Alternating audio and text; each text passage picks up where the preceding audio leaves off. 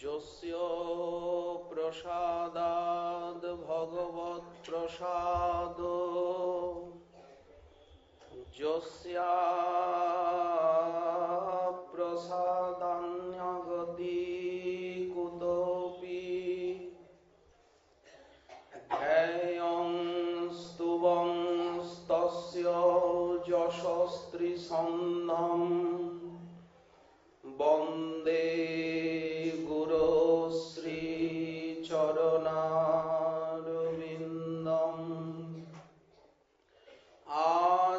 আজানুলম্বিত ভুজৌ কনকাবদাতৌ সংকীর্তনৈকপিতরৌ কমলায়তাক্ষৌ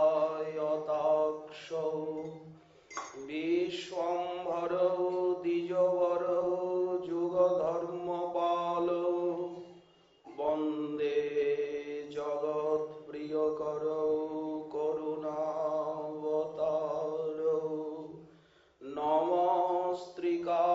নমস্ত্রিকালসত্তায় জগন্নাথসুতায় চ সভেত্তায় সপুত্রায় সকলত্রায় তে নমঃ বর্হাপিরাভিরামং মৃগমদতিলকং কুণ্ডলাক্রান্তগণ্ডং কঞ্জাক্ষং কম্বুকণ্ঠং স্মিতসুভগমুখং স্বাধরেণস্তবেনং শ্যামং শান্तं ত্রিভঙ্গং রবিকরবসनं ভূষিतं বৈজয়ন্তা বন্দে বৃন্দাবনস্থং যুবতীশতবৃতং ব্রহ্ম গোপালবেশম তপ্তকাঞ্চন গৌরাঙ্গী রাধে বৃন্দাবনেশ্বরী বৃষভানুসুতে দেবী ত্বাং নমামি হরিপ্রিয়ে মূকং করোতি বাচালং পঙ্গুং লঙ্ঘয়তে গিরিম যৎকৃপাতমহং বন্দে পরমানন্দমাধবম বাঞ্ছাকল্পতরুভ্যশ্চ কৃপা সিন্ধুভ্যৈব চ পতিতানাং পাবনেভ্যো বৈষ্ণবেভ্যো নমো নমঃ হরি ভক্তি পরাজে চ হরিনাম পরায়ণা দুর্বৃত্তা বা সুবৃত্তা বা তেষাং নিত্যং নমো নমঃ নমো ধর্মায় মহতে নমঃ কৃষ্ণায় বিধসে ব্রাহ্মণেভ্যো নমস্কৃত্য ধর্মাन् বক্ষ্যে সনাতনাन् নারায়ণং নমস্কৃত্য নরং চৈব নরোত্তমং দেবীং সরস্বতীং ব্যাসং ততো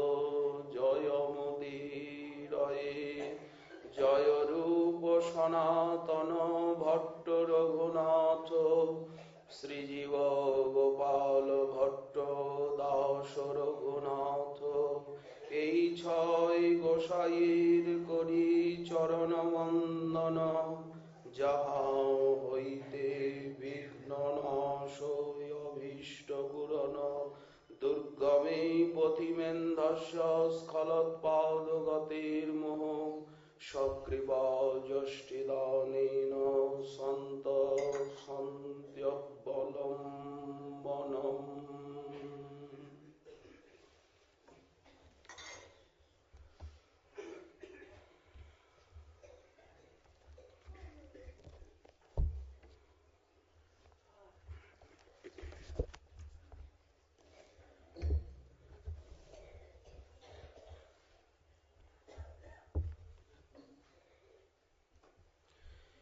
কিমিহ বহু সরংরে গায়সি ত্বং যদুনা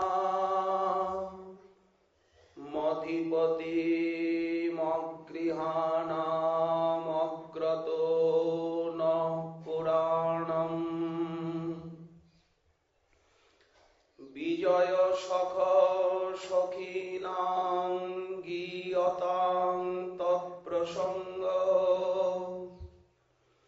স্বপিত কুচর্যস্তে কল্পয়ন্তিষ্টমিষ্টা সর্ববেদান্ত সার মহাপুরাণ শ্রী শ্রীমদ্ভাগবতে দশম স্কন্ধে সপ্তচত্বারিংশ অধ্যায়ে শ্রী বৃষভানুনন্দিনী মাতুর বিরহে সেই দিব্যন্মাদ দশায় চিত্র জল্প ভাবময়ী ভ্রমর গীতির বর্ণনে শ্রীপাদ শ্রী শুকমুনি ভ্রমরের গুঞ্জার স্বভাবতই ভ্রমর গুঞ্জন করছে, তার থেকে কল্পনা করে আর শ্রীমতী বলছেন কিমিহ বহু সরঙ্গে গায়সি ত্বং যদূনাম অধিপতি মগৃহাণাম অগ্রত ন পুরাণম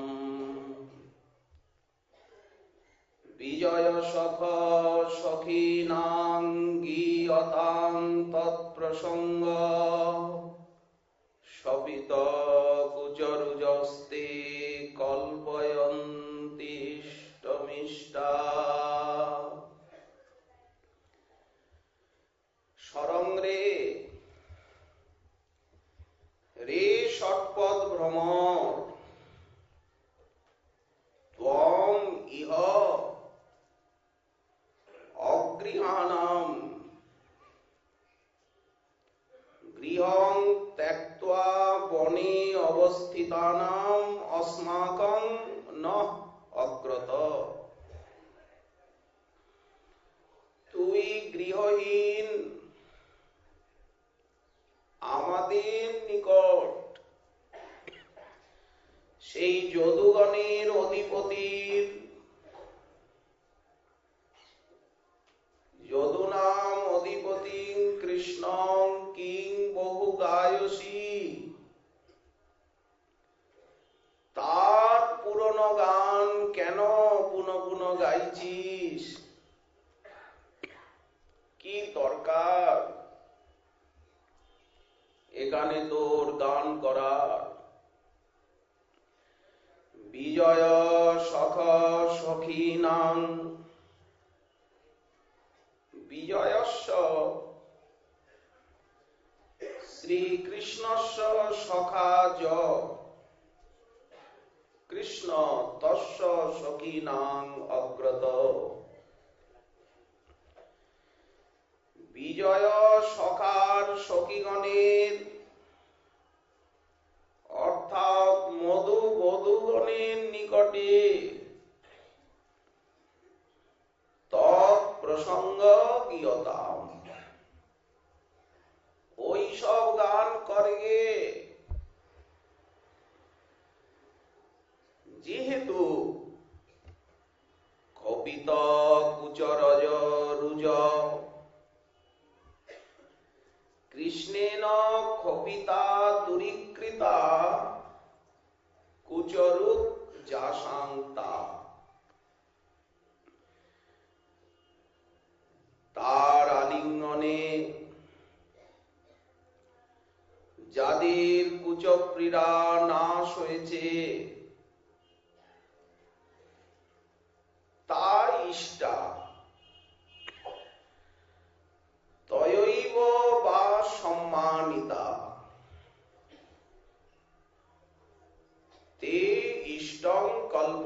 দাস্যন্তি দাস্যন্তি। ওরে তারা তোর বাঞ্ছিত বস্তু দান করবে, এখানে কি গাইছিস সেই পুরনো গান? পূর্ব শ্লোকে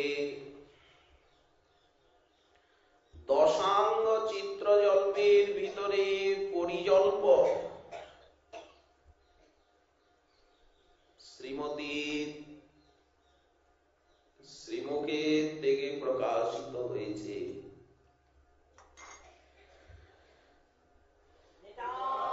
তিনি মনে করছেন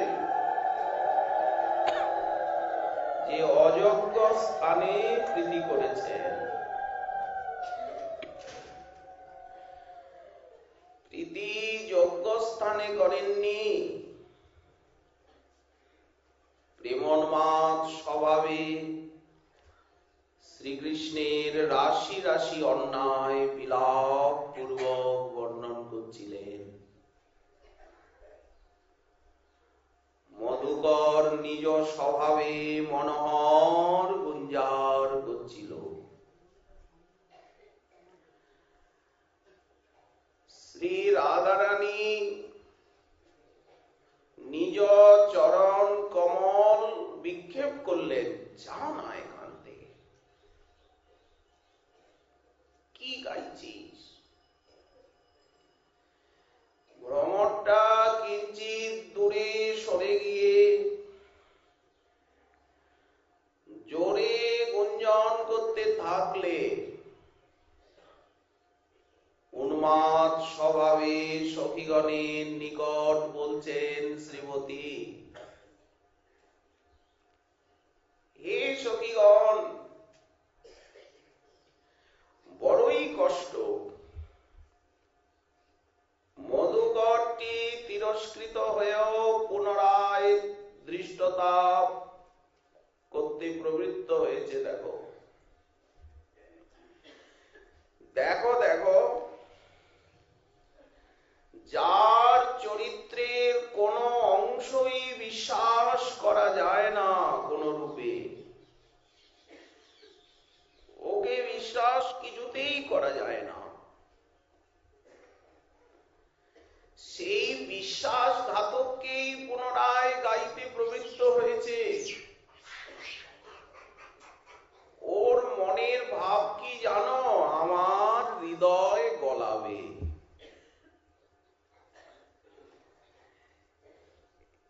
এখানে বোঝবার বিষয় হচ্ছে এই,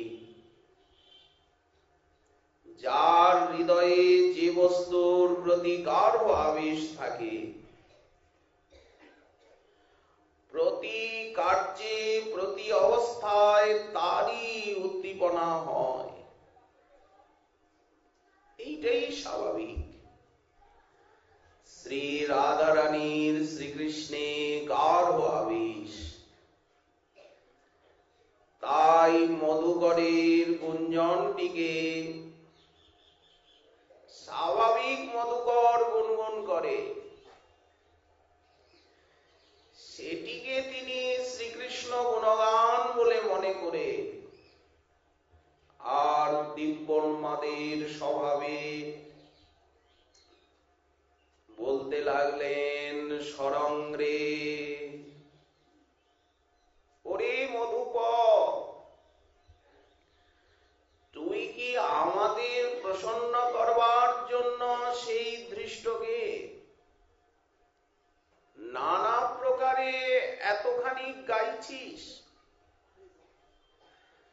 তোরা ভ্রমর জাতি, গান করা তোদের জাতির স্বভাব, অতএব যা গাইছিস তাতে আমার কিছু আপত্তি নেই, কিন্তু এই পরম দুঃখিত ব্রজে কেন গাইছিস? এটা কি গাওয়ার জায়গা? গান করতে গেলে দেশ কাল পাত্র বিচার করা উচিত।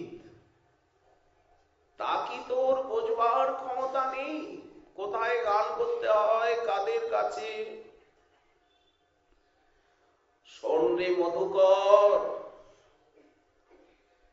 যার গান গাইছিস সে এখন অসংখ্য মহারাজ বংশ যাদবগণের অধিপতি। যদু নাম অধিপতিম। এইসব ব্রজবাসী তো জাতিতে গোপ, এদের মধ্যে কেউ রাজবংশী নয়, যাতে সেই রাজেশ্বরের গুণ শুনে এরা সুখী হবে। এখানে তো কেউ রাজবংশীও নাই, এরা তো গোপ। আবার যার গুণ গাইছিস সেই সব ব্রজবাসীকে অনাদর করে চলে গেছে। অতএব তার গুণ শ্রবণে ব্রজবাসীগণের কোন সুখই হতে পারে না। বর্তমানে সেই রাজবংশ যাদবগণ তার দ্বারা প্রতিপালিত হয়ে আর সুখময় জীবনযাপন করছে। তারাই যথার্থ গানজীবী। এই জন্য অল্পই হোক আর বহুই হোক, সেইখানে গিয়ে গান করগে যা, তারা তোর অভীষ্ট পূরণ করতে সমর্থ। নিজেদের কথা বলছেন, অগৃহাণাম অগ্রত ন পুরাণম। ওরে ষটপথ,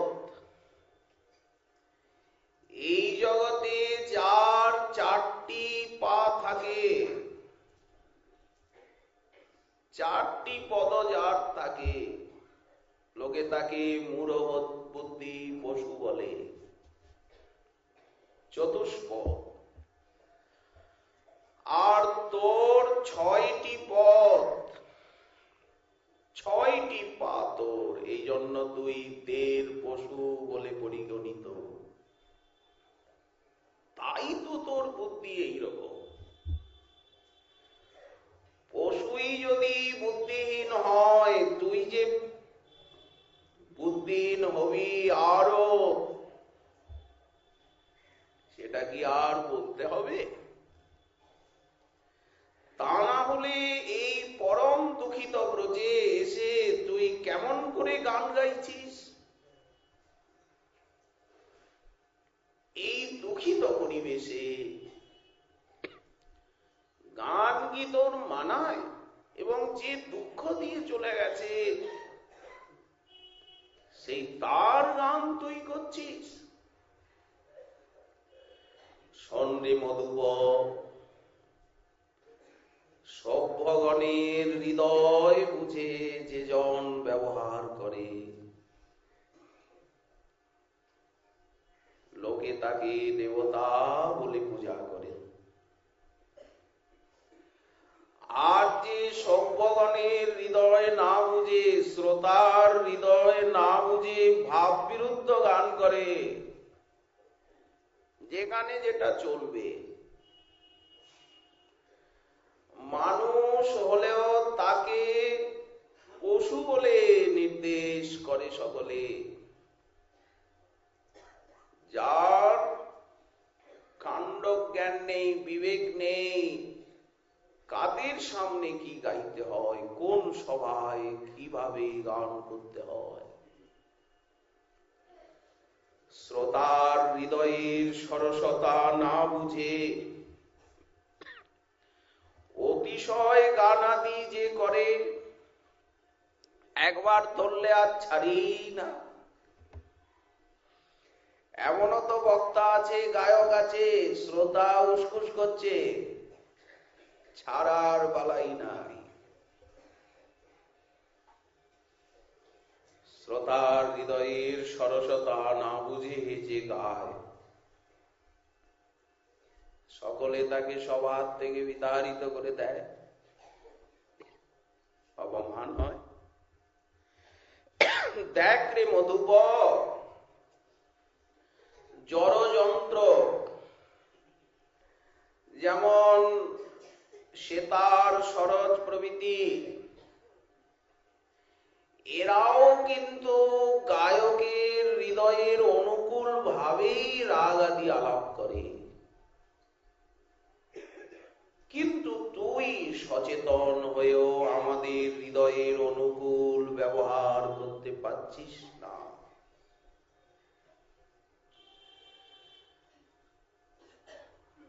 যেন ক্রুদ্ধ হয়ে গেছেন শ্রী রাধারানী। সক্রোধে বললেন, ওরে মধুকর, তুই যদি বলিস আপনারা যার এতখানি এই দোষোদ্গার করছেন, তিনি তো এই ব্রজেই সর্বাধিক প্রীতিযুক্ত, তার গুণগান করবার এটাই তো প্রকৃষ্ট স্থান। যদি তুই একথা বলিস যে এই ব্রজেই তো তাকে সবাই সবচেয়ে বেশি ভালোবাসে, তো গান করার প্রকৃত জায়গা তো এইটাই। ওরে, এ সম্বন্ধ তার পূর্বে ছিল বটে, একদিন ছিল, কিন্তু বর্তমানে এখানের সঙ্গে তার কেবল দুঃখদ সম্বন্ধ। তোর সখা ব্রজবাসীগণকে কিভাবে কাঁদাতে হবে, কিভাবে দুঃখ দিতে হবে, এই সম্পর্কটি এখন রেখেছে। পুরাণম, এখন তো দুঃখদ সম্বন্ধ। ওরে, তোর সখার নাম হচ্ছে কৃষ্ণ। কৃষ ধাতুর অর্থ আকর্ষণ, ন প্রত্যয়ের অর্থ হচ্ছে আনন্দ। যে আনন্দ দিয়ে আকর্ষণ করে তার নাম কৃষ্ণ। আকর্ষয়তি নিখিল চরাচরান সমাধুর্য মহিম্না স্বরূপানন্দেন ইতি কৃষ্ণ। কিন্তু ব্রজের পক্ষে এখন এখানে পুরাণম, পুরা বা পূর্বে যখন সে ব্রজে বাস করত তখন ন, পুরা ন, পূর্বে ন ছিল, পুরাণং। এবার পুরাটাকে আলাদা করলে পুরা আগে নং ন ছিল। আনন্দ সম্বন্ধ ছিল, এখন ন নাই, এখন কেবল কৃষ্ণ।